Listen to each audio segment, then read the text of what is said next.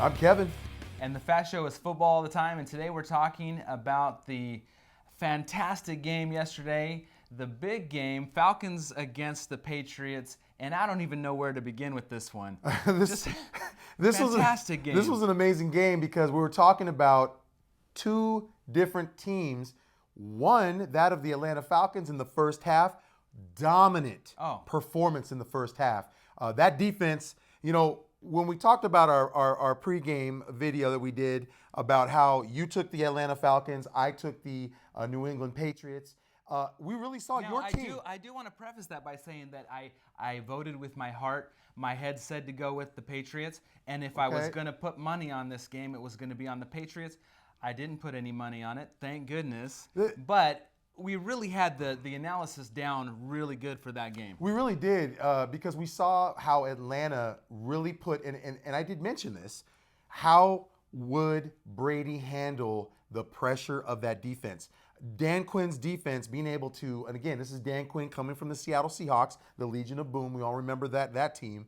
But Dan Quinn coming in there with this defense, able to penetrate with Dwight Freeney on the end. Number 97, I tell you, that guy was all over the field. But really getting penetration and getting Brady not to feel comfortable in the pocket. It could be a knockdown. In fact, he was even throwing the ball and would not hit his receiver and still get hit.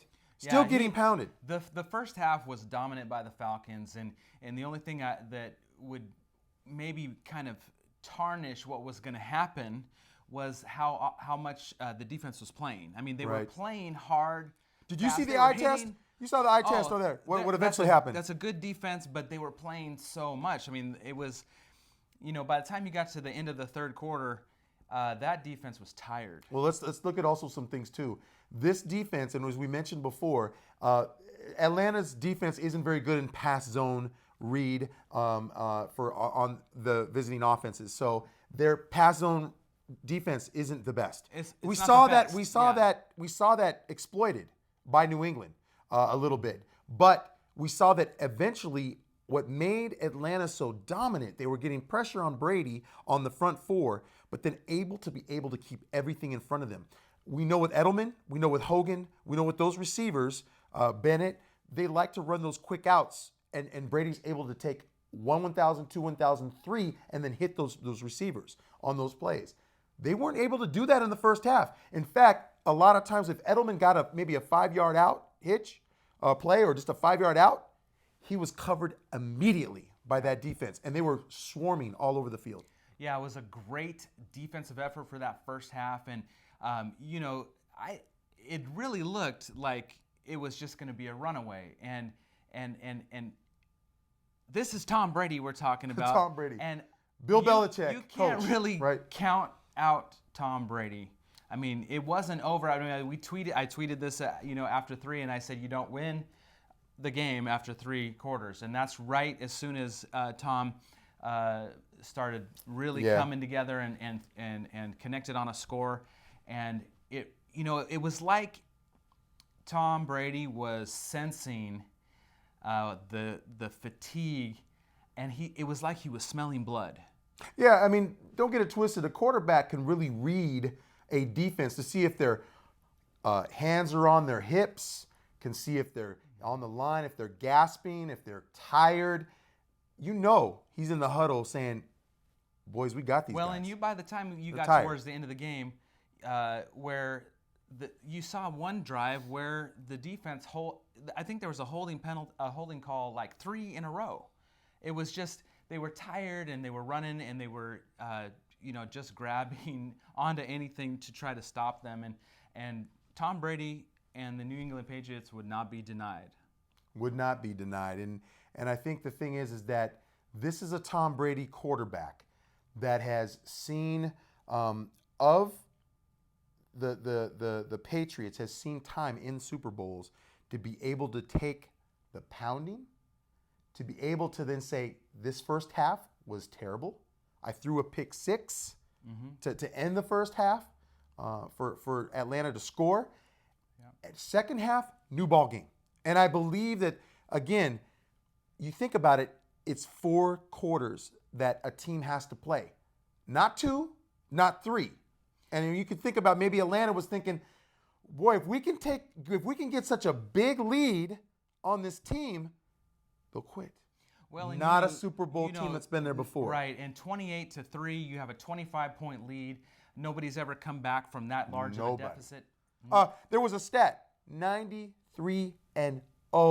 Yep. And ones that take the lead in the Super Bowl by that margin win the Super Bowl. Yeah, nobody had ever come back more than 10 points down. Right.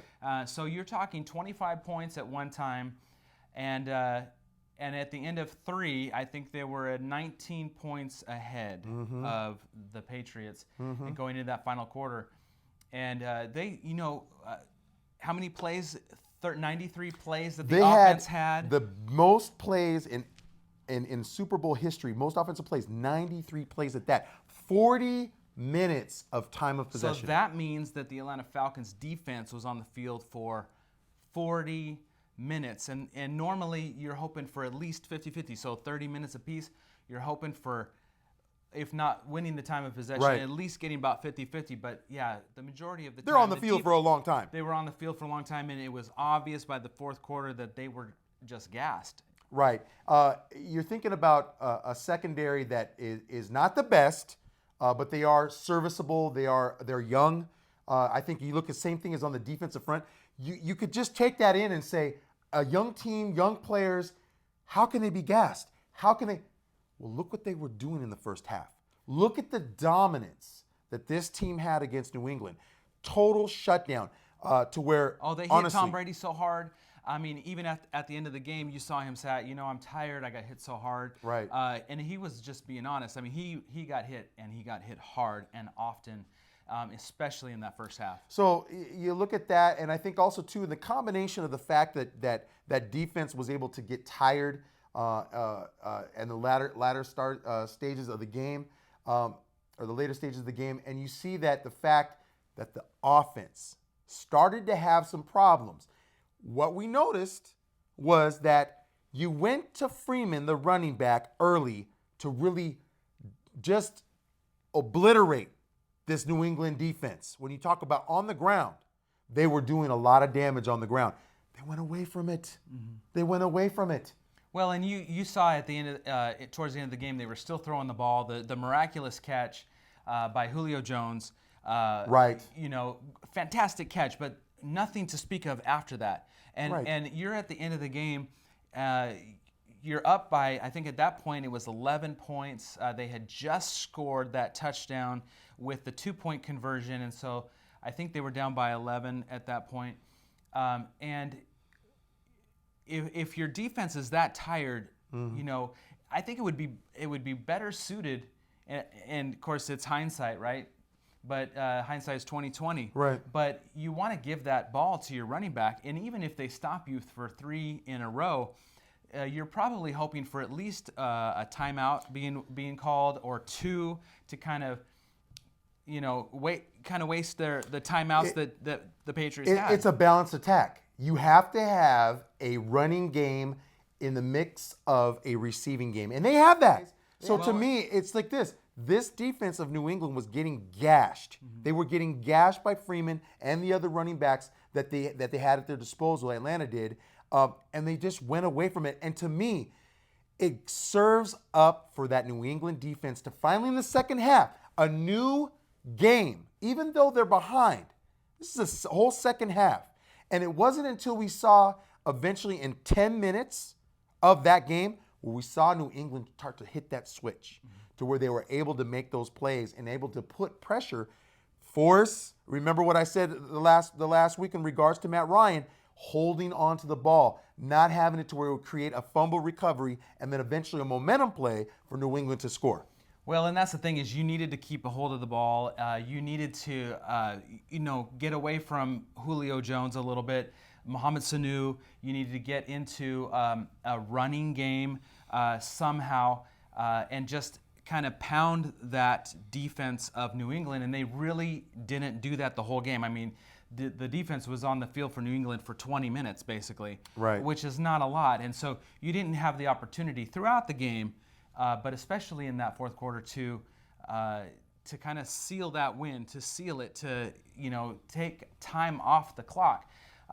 It just was too much time for Brady to work with. Yeah, and it's not to say that you look at what Matt Ryan has been able to do, being the NFL QB for the NFL MVP for the year. You can see the guy could throw the ball. He could throw the ball to these receivers. Gabriel, you had Julio Jones, and again you had Mohamed Sanu. Is that who it is? The receiver. So Mohamed Sanu. And you had those plethora of receivers, but you just had to look at the fact, the balance attack that they just went away from.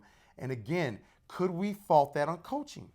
Well, that's one of the main premises that I started out the preview with, was that this was going to come down to coaching. You've got, and experience. Those are the two things. Sure. Coaching and experience. And you've got Brady and Belichick. Right. Nobody's ever now won as many as they have. Right. Five Super Bowls Bowl between rings. head coach and quarterback. And so that experience, and by the way, this was, I think, the 5th time in all 5 Super Bowls Tom Brady's won the game on the last drive. Right. Now he had to go to overtime to do it. Won the coin flip, which I think is maybe the play of the game, because the momentum is still there. And that defense again back on the field. I mean, if Matt Ryan wins that coin toss, we could be talking about something totally different, which is, again, a big conversation that was on Twitter and some of these other outlets. What if you had the overtime rules similar to what college has, where both teams get a chance? What are your thoughts about that? Well, I like the college rule. We are talking pro football, but I like the college rule, and really, I'm a little bit here and there on that, because it's the first time we had an overtime Super Bowl, so it's really the first time this is really that you can say that you can really bring this up. Yeah. But I think the thing is that, to me, is New England was very fortunate to win that toss, and so to them, you already have a defense that's on its heels. They're tired, and so you have a team that's already got momentum going in there. They just scored a 2-point conversion to tie it, to get it to overtime. So now you give him another shot for Tom Brady to do his magic and get into the end zone again. I think